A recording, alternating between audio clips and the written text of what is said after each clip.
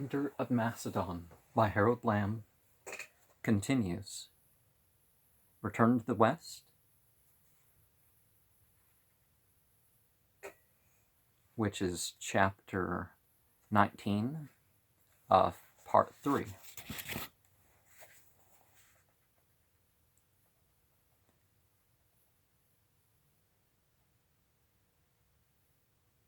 At this indisputable proof that Alexandros was alive, the men on the shore marched along the ship, waving flowers into garlands and throwing them out on the water towards him. When the vessel came to land, Alexandros ordered a horse brought down to it. In spite of the objection of his officers, he mounted the horse by a supreme effort.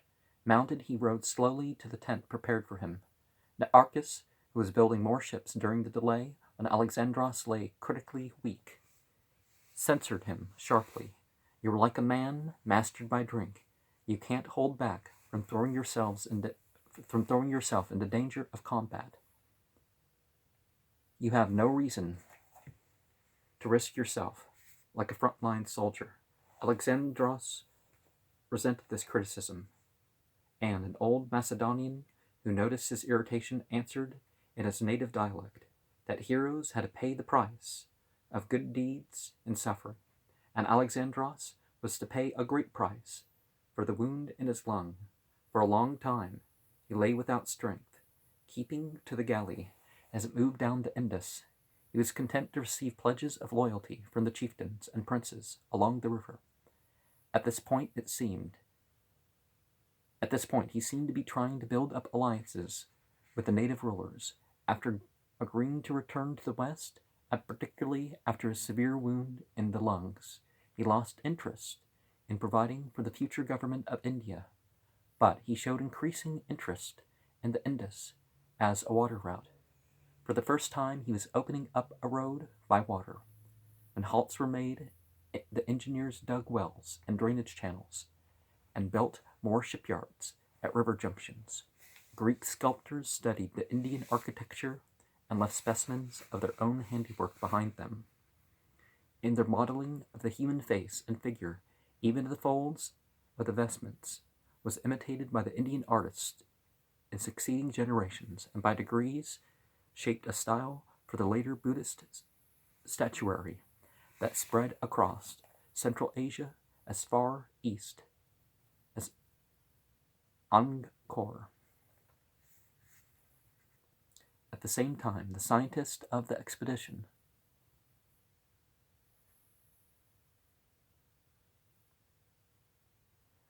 were learning about new foods: sugar, saffron, rice. Astronomers matched their observations with Indian watchers of the stars. Physicians on both sides learned different methods of treating fever and plague. Very gradually, a change had taken place in the thought process of the younger Westerners. They saw themselves, as it were, in perspective now. They talked less of Heracles and Dionysus. In fact, it had become something of a joke to say that Heracles had been doing this sort of thing before them. Certainly, that stalwart Argonaut had never ridden an elephant, nor had the good ship Argos ever set her prow into the greater seas. Evidently, these heroes of antiquity had been no more than patriarchs of folk memory, armed with clubs and swords, disporting themselves upon their own native shores. As for that affluent monarch, Midas, they had bypassed his kingdom years ago, and his celebrated gold reserve seemed to be guarded by Harpalus and at Ecbatana, and Artemis, that independent huntress of the Ephesians. Was she not the weaker sister of the dreaded Lady of the Beasts, who rode the night sky when doom impended? As they flooded down the Indus, now miles in width, they made sacrifice to the entity of the river, to Amun-Ra and to Ahura.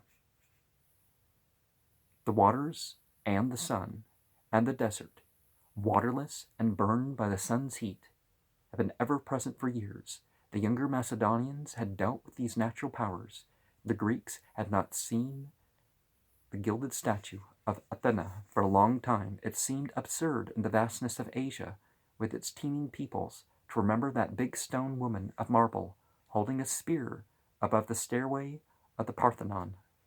The living women who followed these men of Greece knew nothing about Athena.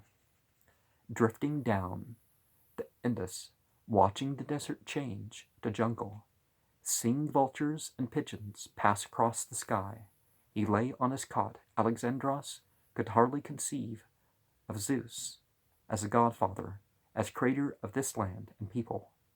Amun-Ra, Yemen-Ra of the Egyptian desert, Marduk of the towers of Babylon, and Ahura, tutelary of the tombs of Persepolis, belonged here, in the thoughts of the people. Out of these eastern deserts of everlasting fire and the sun's warmth had come the mightiest of entities whose sons, earthbound, had been sacrificed, yet had not died. Among them, these entities of Asia shared the symbol of the eagle's wings, the pinions that could rise above the earth's surface to the Empyrean.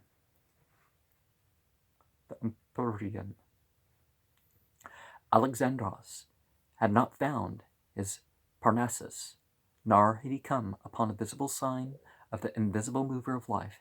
Yet in this journey he had set in motion something of which he could not have been aware. Before his coming, the religions had been isolated. The shrines of Zeus had extended no farther than the Greek colonies. The temples of Yemen-Ra lay apart in this valley of the Nile. The fire altars of Ahura had rested isolated on the hilltops of the land of Kurush.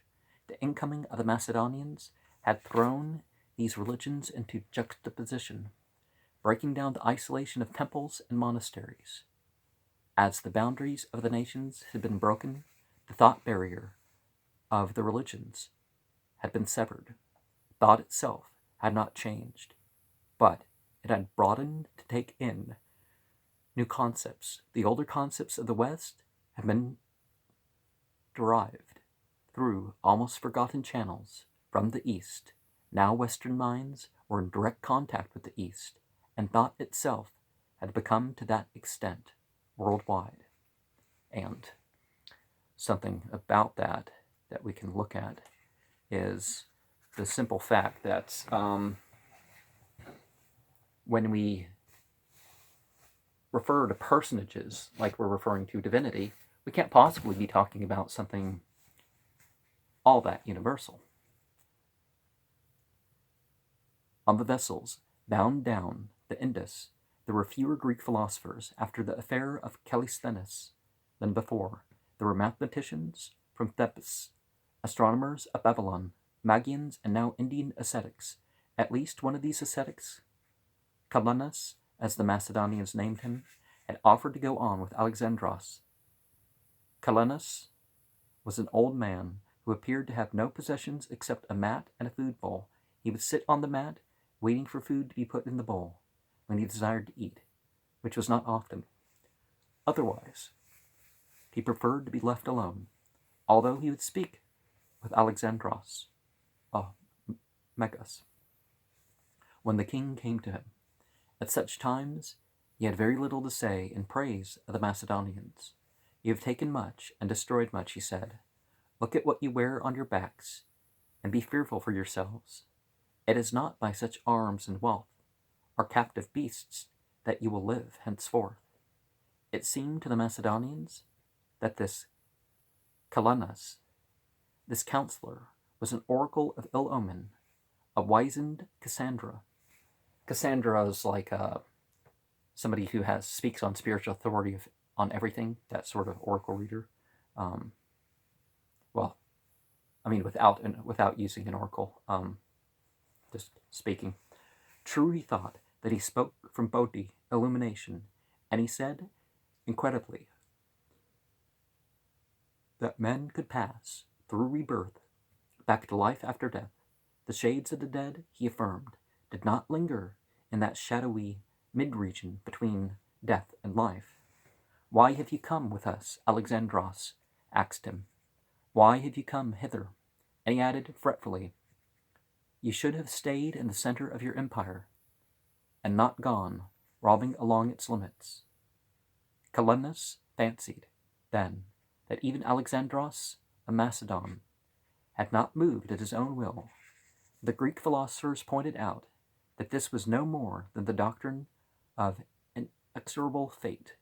Yet it seemed that to Alexandros that Callimachus did not fear fate. The army in general accepted the Indian ascetic as a kind of talking mummy, a skeleton in their midst, but in the end Callimachus made them wonder. The meeting with ocean came before they expected it, and gave even the journey-hardened Macedonians a taste of new terror. They had lingered at the head of the delta of the Indus, where the river branched to the sea. While Hephaestion started work on a permanent naval base at Patala, later Hyderabad, Alexandros recuperated now, took some of the larger galleys to explore one of the branches. Apparently the bare delta lands were peopled only by barbaric tribes, and the fleet had neither experienced pilots nor warning of what was to come. Onesicritus, pilot-in-chief, who called himself Admiral of the Fleet in his journal, certainly had not anticipated the rush of the tidal bore, which nearly swamped the ships as they neared the river mouth. It seemed to the Westerners as if a giant wave had rushed at them, impelled by no natural agency. When they anchored the vessels to investigate the phenomenon, the tide ebbed in due time, leaving their craft stranded in the mud. Before the Macedonians could adjust themselves to this new situation, they had no experience with tides in the Mediterranean. The tide flowed in, driving the anchored vessels violently inland against the higher shore. This appeared to be a manifestation of the anger of ocean, until they learned from captured natives that these tides moved ceaselessly without regard to human beings. Still they observed fish at the river mouth, larger in size than any they had known before. When they had sighted the blue-green of ocean itself, pulsing with a slow swell, those versed in sea lore expected to meet with fetid water and the monsters of the encircling deep. Well, gotta go further out than that, right? Nevertheless, Alexandros pushed far out upon the sea in his galley, perhaps to be able to say that he had sailed upon it, or perhaps to observe the coastline. In so doing, he encountered only a fresh sea breeze and a clear sky, signs of benevolence, and he made sacrifice both to the tutelary spirit of ocean and to human Ra, flinging the gold vessels and bowl into the water, as he did so to ensure success for the voyage of his fleet. Well, if it clears a mental blockage, that is an effect that could happen. Before then, he had determined to explore this unknown coast by sea on the way back to Persepolis. It was natural enough. He had arrived at ocean in the south. No seaman of India could tell him what lay west of there, except that Arab ships had appeared from time to time at the Indus mouth, bringing the spice and ivory and pearls of Arabia. Evidently somewhere to the west, the twin Tigris and Euphrates emptied into the sea. Beyond apparently stretched Arabia, and beyond that must lie the red coast of Aegyptus. His fleet, then, would proceed along the coast, examining it as far as the mouth of the Tigris. But, by all accounts, this coast was desert. The Macedonian galleys could not carry water or food sufficient for more than 3 days. Moreover, if the fragile fleet were wrecked by a storm, the surviving crews would be stranded on the barren coast. the Macedonians had never ventured to sea before, and to the natural terrors of the voyage on the blue water was added the suspense of navigating an unknown coast. Alexandros had set his heart on the voyage. He would make certain of the shape of the habitable earth here at its southern edge, and he asked Nearchus, the Cretan, to name someone to take command of his ships. Nearchus pondered the question. There are others who know more about ships, and others who are more experienced leaders, he said, but I would like well to command the fleet myself. Alexandros, reluctant to part with Nearchus, finally agreed. There is no one I trust so much as you to accomplish what is hard to do. It was a good choice to send the unimaginative Cretan out to face the sea peopled with all the terrors of Greek imagination. Alexandros had ceased to rely on the braggart Onesicritus, and he had worked out a practical plan for the expedition. To supply the fleet along the desert coast, the army must march beside it inland, since the heterogeneous host now following him could not be expected to get itself across an immense desert.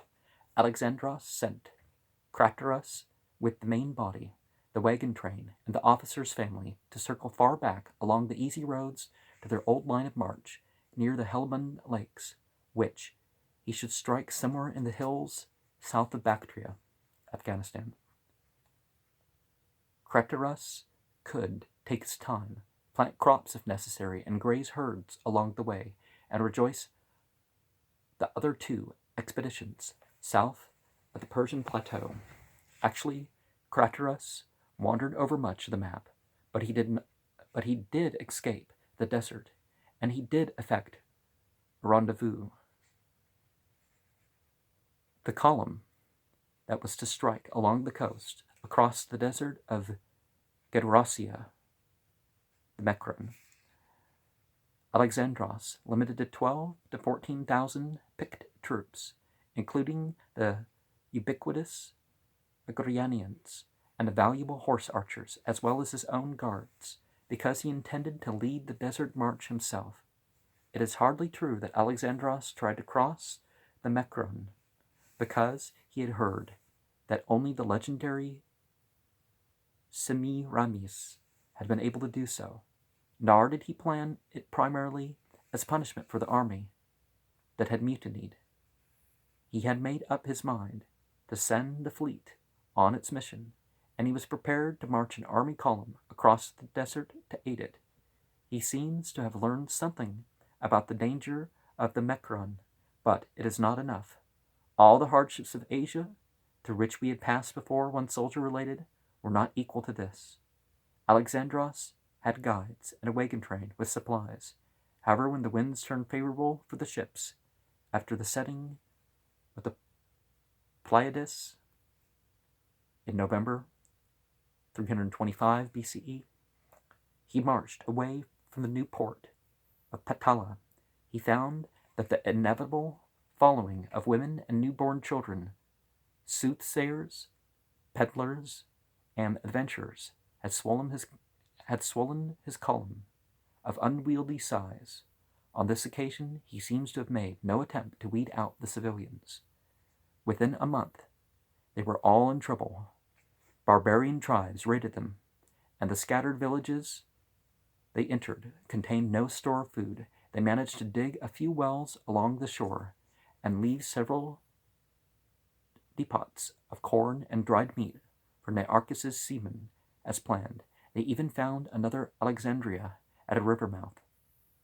But the camp followers helped eat their reserve of food, and although it was the season after the rains here, they entered an arid region without grazing. The gray waste of the Macedon, without road or city, was fragrant with the unseen incense. They beheld myrrh trees growing, and Phoenicians who had come along for trafficking gathered in sweet-smelling roots of nard. When this root was trampled by the passing ranks, a fragrant odor filled the air. Trees, like the bay tree, were in bloom with a flower Like a huge white violet, a stalk grew out of the earth, with thorns so strong that the thorns catching in the clothing of a rider would pull him from his horse. From this baked plain, the column entered sand dunes as difficult to climb as, the soldiers said, mounds of mud, and they found that marches had to be made at night to escape the heat of day. Such marches they could only hope that the morning would bring them to a supply of water.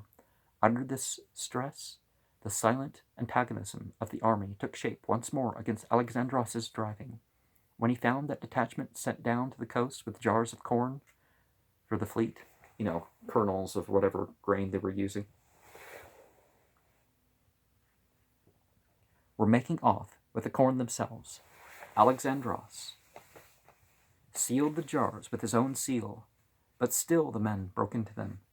They broke up the transport wagons at night, explaining that they had given way, and the men ate the supplies in the wagons, using the wood for cooking fires. Later, they ate the flesh of the transport animals. By doing so, they deprived themselves of food and transport. Alexandros knew this, but took no official notice of it. The desert march had become a test of will between the commander, who would not turn back, and the men who tried to force him to turn back. He had failed to keep up the supply depots along the coast, and he had no tidings from Nearchus. Cratras was hundreds of miles distant by then. In the fertile northern region, Alexandros kept stubbornly to the coast, until forced to return inland by a mountain range that he had not known existed.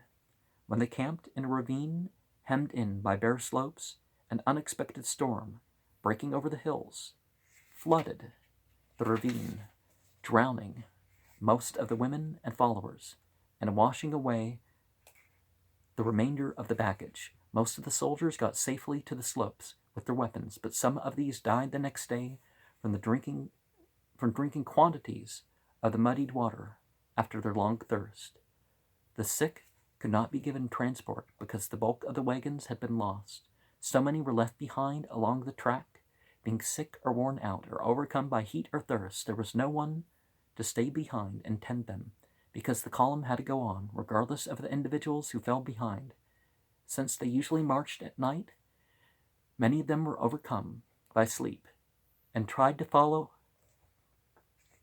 the tracks when they waked, like ships getting out of their course at sea. By now the guides had lost the way. They were out of touch with the sea, and it would be useless to turn back to India. The officers took their bearings at night from the Great Bear. Dragon, horse, camel, bear, it's the seasonal quadrants, warming quarter, horse, but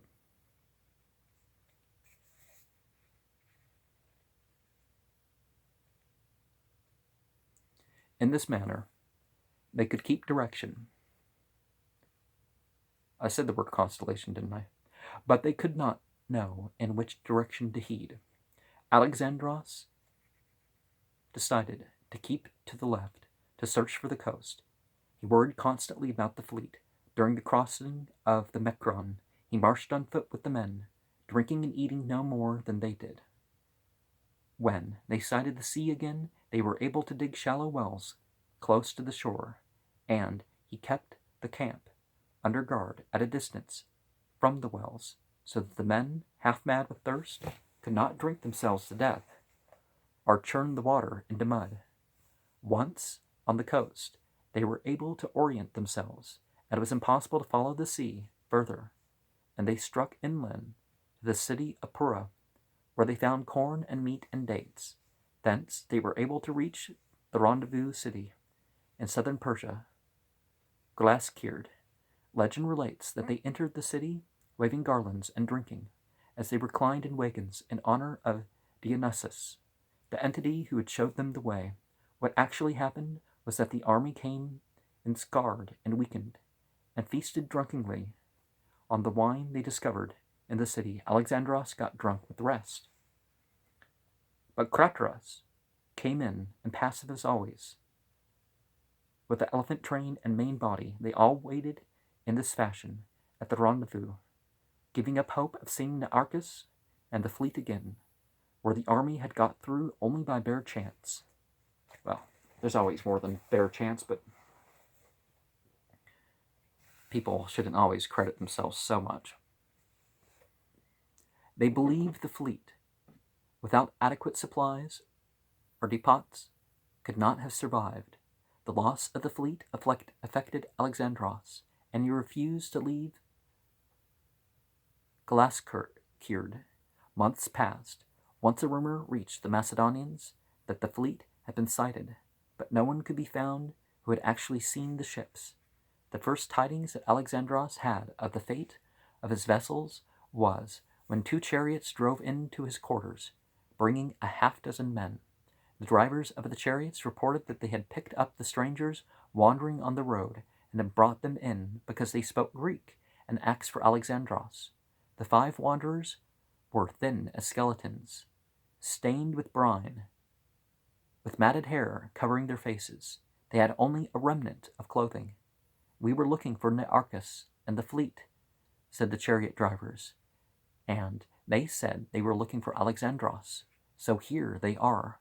"Here," muttered one of the skeletons, "I am Nearchus, and I will give you an account of the fleet." He pointed to the man beside him. "This is Archias." It was a moment before Alexandros believed them. Then he stepped aside and spoke with an effort. "I am grateful that you 5 survived, Nearchus. What happened to the ships and the others?" "What happened?" Nearchus tried to understand. "Why, all the ships and crews are waiting down at the river, where we are making repairs. We couldn't find you."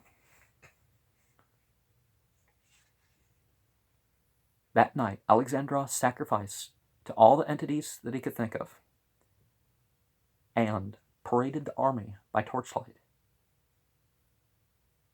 with Nearchus garlanded in the lead and flower girls dancing around him. They marched to flutes and the sound of laughter.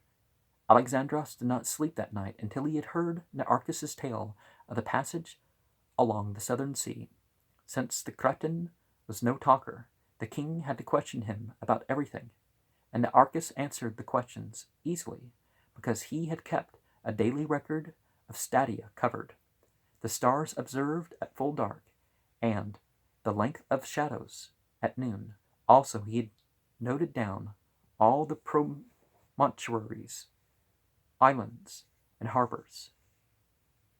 Such details he gave readily. He had been ordered to make a survey of the coast, and he had done so as he had hoped. Had he found any food depots at all? He had found one, left by Alexandros, near the starting point, with ample kernels and bread. How had the men behaved? They, who had never been at sea before, while those who became too terrified, Nearchus, had put ashore at the depot. After that, when he became afraid himself of the men deserting, he had kept the ships anchored well offshore until the crews were so weak from hunger that they thought of nothing but food. How he had managed all those weeks without food reserves after the last of their kernels were eaten. They made trips inland and found some bread, dates, and fruit in the villages of the hairy Gederassians, and they carried off this food, not without fighting, after that, along the coast of the fish-eaters, which stretched for 1,176 miles. They found that the savages made a kind of meal out of dried fish. To this affair they added sea mice, mussels, crabs, and oysters.